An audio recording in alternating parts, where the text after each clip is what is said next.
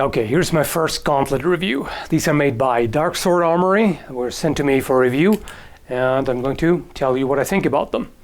These are based on a find from a German museum in Nuremberg, and they are 15th century gauntlets. I can't say exactly how historically accurate these are because I haven't seen the originals. Just based on other gauntlets I've seen, they don't seem to be exceptionally historically inaccurate, but that's about all I can say. And these are one size, which generally, as you probably know with clothing and all kinds of other things, one size fits all kind of means one size fits nobody, or fits everybody kinda, sorta, with some frustration. But I was surprised by how well these actually fit for one size, despite me having fairly small hands. And I should actually give you my hand measurement because just saying fairly small doesn't really tell you much. But compared to a lot of other people, I have pretty small hands. So my hand circumference on the knuckles here is 20 and a half centimeters, or about 8 inches. So that should help you, give you a bit of an idea.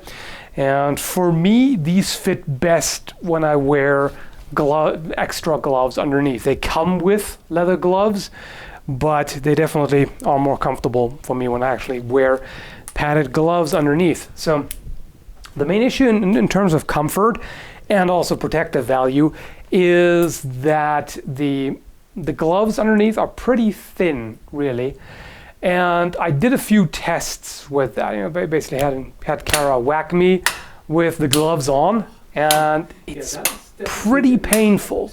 I don't think you could take a full power longsword strike, be it steel or synthetic, to the fingers here without getting your bones broken. Oh, yeah, that's a problem. Because you have those steel segments resting right on your fingers, and because it's not custom made specifically for your individual fingers, they're not going to align as well as they should. So you're going to have the edges of the steel segments pushing onto your fingers, and it does get pretty uncomfortable. So if your hands are small enough, in other words, not much larger than mine, then you can still fit padded gloves underneath. So I tried that, and the gloves underneath made it a lot better. So definitely less painful, less dangerous. In general, if you want to use gauntlets for full contact sparring, especially with steel weapons, yeah, that's all right. Fingers. Oh.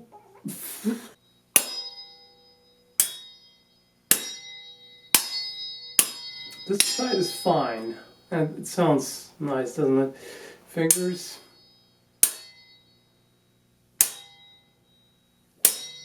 Yeah, fingers are a problem, and that is still just kind of a tap. Mm-hmm. Full contact, full power strike, that would still break the fingers. I would personally recommend the mitten style gauntlet rather than gauntlets with individual fingers, because just offers more protection. That way the force is spread more over a larger area, and you don't have to deal with the individual segments pressing down on your fingers. But in terms of fit, these are, as I said, surprisingly good, considering that they are not custom made, and also they are very flexible. I have one other pair of fingered gauntlets, and these restrict my movement far more, mainly because you see here, this is one solid plate. This is hinged where the thumb is, so I can move the thumb a lot more. With these here, I become a crab. This is as far as I can open the hand, so it just turns into kind of a pincer. With this one, I can open the hand almost fully. I mean, my thumb wouldn't go much further than this anyway. So it's far easier to grab something with these compared to those.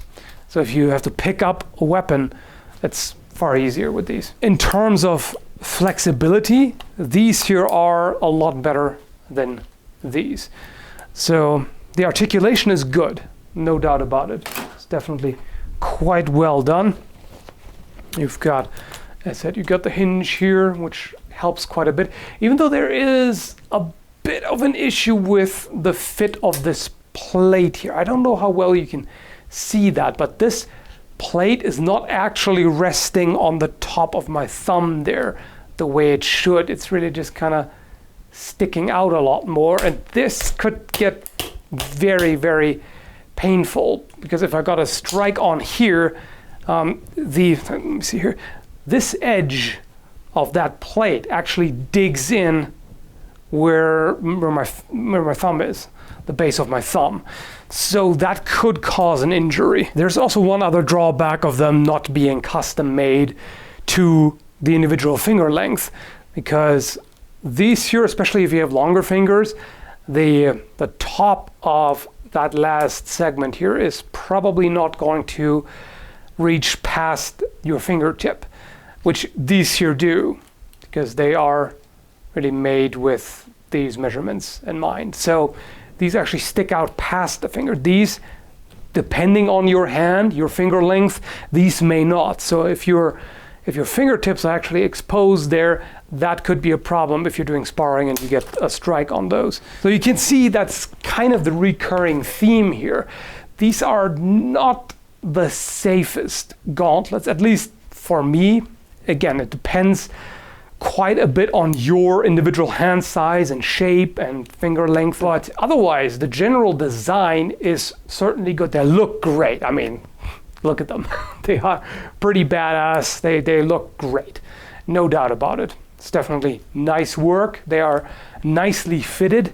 The way the rivets are shaped, they're all uniform.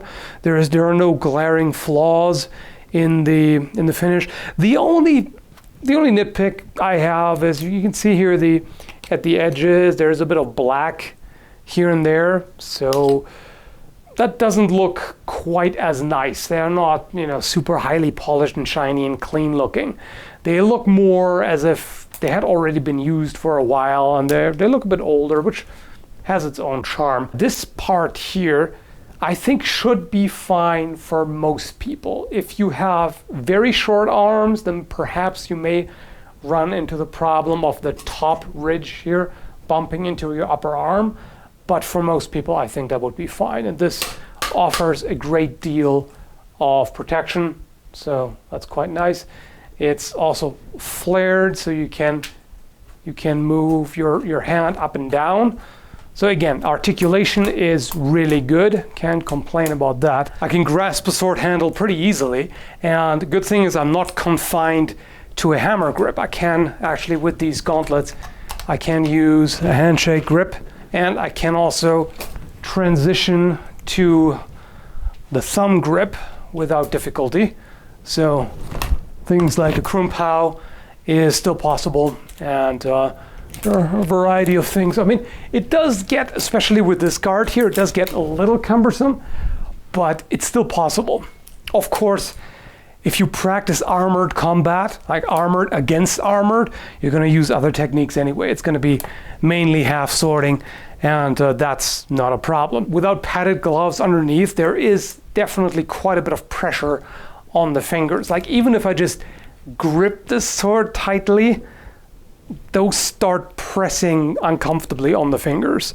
So again, if you were to receive a full powered strike, that's bad news. So for sparring, I can't necessarily recommend these unless, again, you have small enough hands and can use ideally heavily padded gloves underneath them. Now, I have to say that I don't have enough experience with a wide variety of gauntlets to tell you how common of a problem that is, really. I can only compare these to the other gauntlets I have, and the other ones certainly feel a little safer. Like, getting hit on the fingers in these is not quite as painful as in these.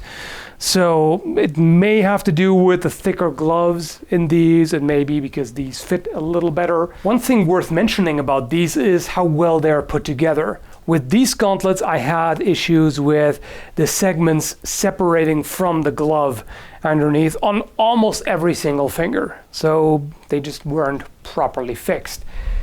These here, I can't quite tell exactly how they are fixed.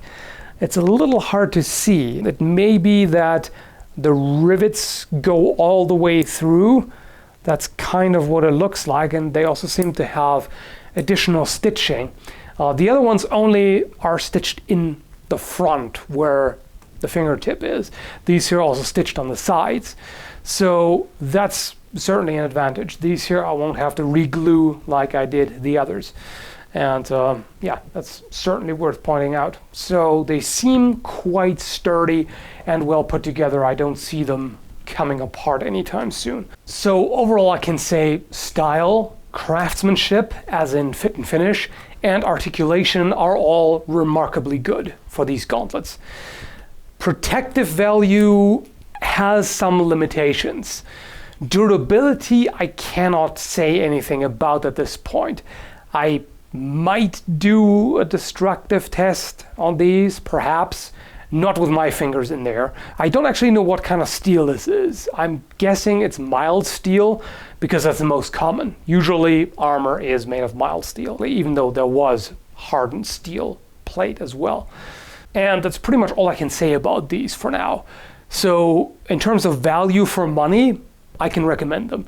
I do think they're worth the price, considering how well they're made and how good they look and how, as I said, surprisingly well they fit despite not being custom. And yeah, I can give them a thumbs up. I was going to give them 2 thumbs up, but I cannot. For some reason, this thumb I can't raise any more than that. This one I can give a thumb up with. So yeah, I can also do that, and I can do this too. But we don't want to do that right now. So anyway, thanks for watching.